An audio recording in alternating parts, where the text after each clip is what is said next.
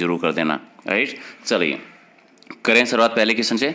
पहला एक आसान सा क्वेश्चन है, जब्ती जो कि मध्यकालीन राजस्थान में एक भू-राजस्व प्रणाली थी। ठीक है, किस भू-राजस्व की प्रणाली बताती है? जब्ती क्या होती थी? ये भू लगान निर्धारण करने की एक विधि थी। ठीक है, भू लगान निर्धारित करने की, तो डी हो जाएगा आपका राइट आंसर।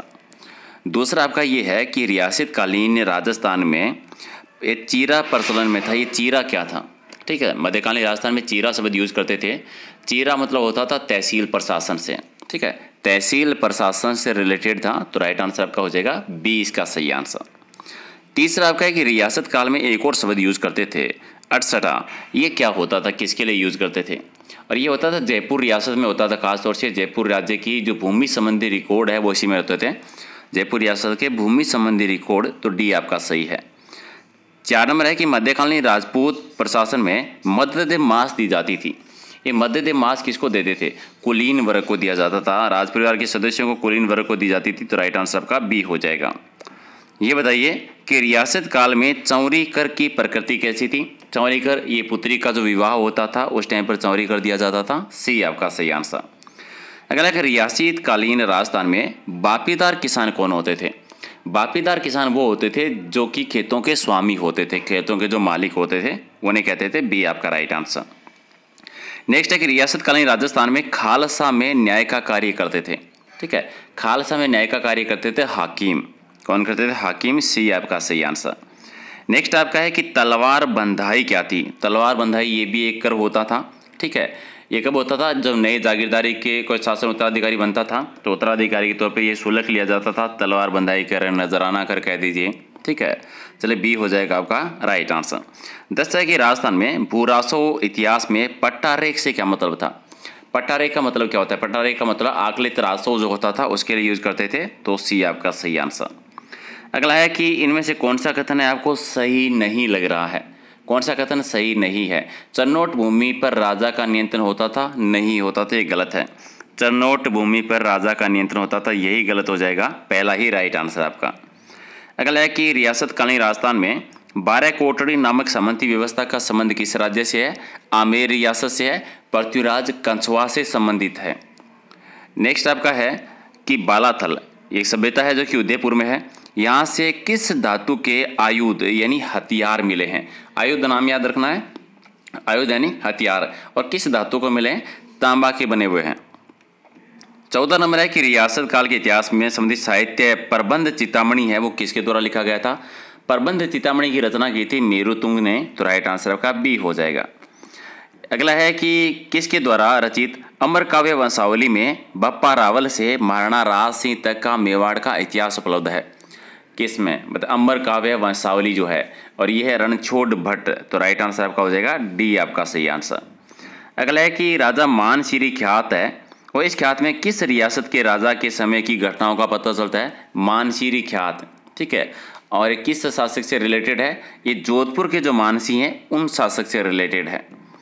नेक्स्ट आपका है कि मेवाड़ उदयपुर के महाराणा राज सिंह की प्रशस्ति जिसका नाम है राज प्रशस्ति, ये है कहाँ पर?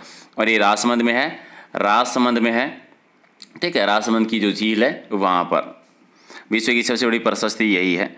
प्राचीन काल के से मध्य युग तक राजस्थान को किन किन नामों से जाना जाता था? ठीक है, प्राचीन काल में से लेकर मध्य युग तक राजस्थान को किस नाम से पुकारा जाता था? ठीक है, तो इसमें नॉर्मली आपका जांगल प्रदेश आ जाएगा। बीकानेर के आसपास का भूभाग है वो जांगल प्रदेश कहलाता था। ठीक है, मध्य युग तक।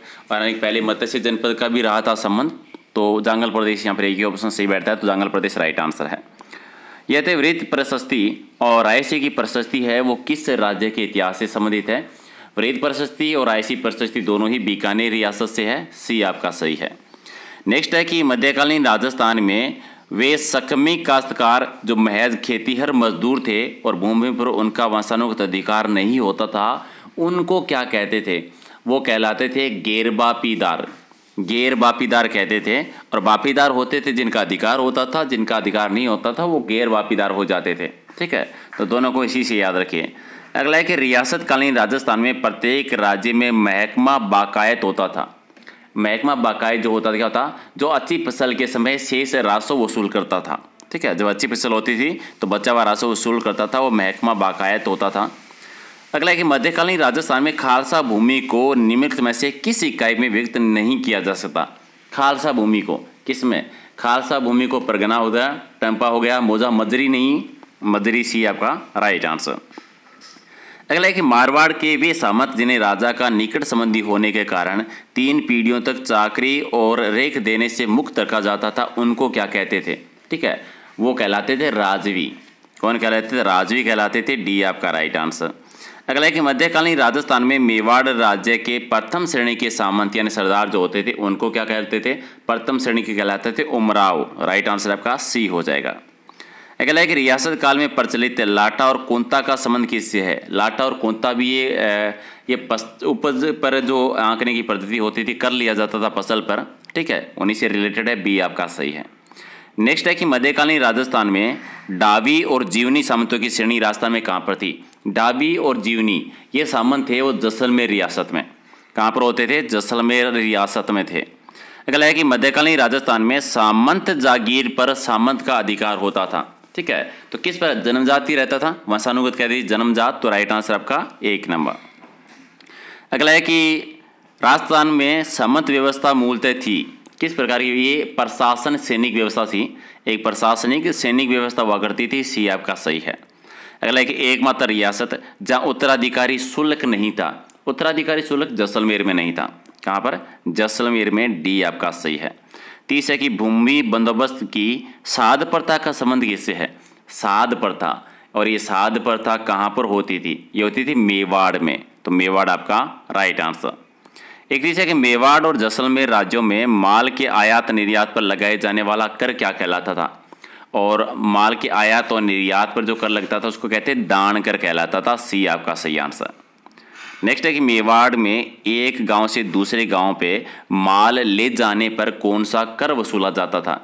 और एक गांव से माल ले जाने पर मापा कर होता था, मापा कर या बारूद कर होता था, बारूदा कर, बी आपका सही आंसर। अगला है कि राली लागू होती थी। राली किस पर, ये प्रतिवर्ष जो काश्तकार है वो अपने कपड़ों में से एक गद्दा बनाकर जागीरदार को देते थे, वही कहलाती थी राली लाग। ठीक है, तो राइट आंसर का बी हो जाएगा। रियासत काल में संचित भूमि पर ली जाने वाली लाग जो होती थी इसको क्या कहते थे। सिंचित भूमि पर लाग होती थी नलबट या नहर लाग, नलबट कह दीजिए या नहर लाग कह दीजिए। 35 है कि रियासत काल में मवेशी के विक्रय के समय वसूले जाने वाली लाग क्या कहलाती थी। मवेशी के समय सिंगोटी, कौन सी, सिंगोटी वसूली जाती थी, बी आपका राइट आंसर। अगला है कि आबानेरी उत्सव किस जिले में आयोजित किया जाता है। आबानेरी उत्सव कहाँ पर होता है, दौसा जिले में, आबानेरी दौसा में है, बी आपका सही आंसर। 37 है कि 1000 वर्ष से भी अधिक पुरानी बावड़ी जिसका नाम है चांद बावड़ी, कहाँ पर है, चांद बावड़ी आबानेरी दौसा में है, आबानेरी दौसा में। नेक्स्ट आपका है कि कजली तीज कब मनाते हैं। भाद्रपद शुक्ल पक्ष की भाद्र पक्ष के कृष्ण पक्ष में मनाते हैं, भाद्र माह के कृष्ण पक्ष की कजली तीज, सी आपका राइट आंसर। मारवाड़ का प्रताप किसको कहा जाता है। मारवाड़ का प्रताप कहते हैं राहु चंद्रसेन को, जिन्होंने मुगलों की दीनता स्वीकार नहीं की थी। 40 है कि राजस्थान की पहली औद्योगिक नीति कब घोषित हुई थी। 1978 में 24 जून 1978 को हुई थी। 41 कि राजस्थान राज्य का अभिलेखागार जो है इसका मुख्यालय है, और अभिलेखागार आता है आपका बीकानेर जिले में, तो सी आपका सही है। 42 है कि राजस्थान का गजेटियर किसको कहा जाता है। राजस्थान का गजेटियर कहते हैं मारवाड़ राय प्रगनारी विगत, राइट आंसर बी हो जाएगा। नेक्स्ट है कि अचलदास खींचीरी वचनी का ये किसने लिखी थी। ये लिखी थी शिवदास जी ने, चाण शिवदास डांजी, बी आपका सही है।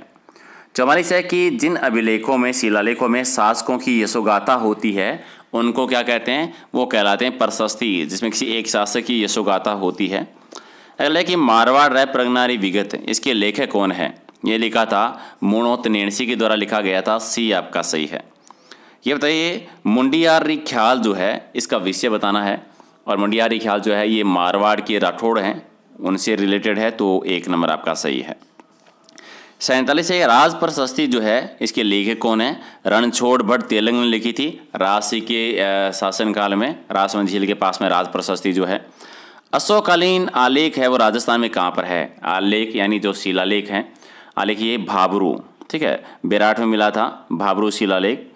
और सर्वाधिक प्राचीन फारसी लेख कहाँ से मिलते हैं। सबसे प्राचीन फारसी लेख मिलते हैं ये 2.5 दिन के झोंपड़े से अजमेर में, तो सी आपका सही है। 50 आपका है कि राजपूताने का अबुल फजल किसको कहा जाता है? अबुल फजल मोनोतनेंसी को कहते हैं, 1 नंबर आपका राइट आंसर। और 51 राजवल्लभ का लेखक कौन था? ये था मंडन, कुंभा के टाइम पर शिल्पी थे मंडन, राजवल्लभ लिखा था, ठीक है, वास्तु मंडल लिखा था, राजवल्लभ लिखा था, अगर आपको याद है, ठीक है। चलिए ये थे 51 क्वेश्चंस, और इनमें से कितने आपने सही किए कमेंट करके बताओ, और कैसे लगे आपको क्वेश्चंस वो भी बताओ, ताकि ये सीरीज़ है वो कंटिन्यू कर सकें। अगर पसंद आया है तो आपको वीडियो लाइक ज़रूर करना है, शेयर करना है अपने दोस्तों के साथ में, और किसी भी क्वेश्चन को लेकर डाउट होता है तो कमेंट कर देना, मैं आंसर कर दूंगा। बाकी का इंस्टाग्राम पर भी मैसेज कर सकते हैं, फेसबुक पेज का लिंक भी है तो वहाँ पर भी आप ज्वाइन कर सकते हो, और टेलीग्राम से इसकी PDF ले लेना। ओके, चलिए मिलते हैं अगले वीडियो में। Thank you.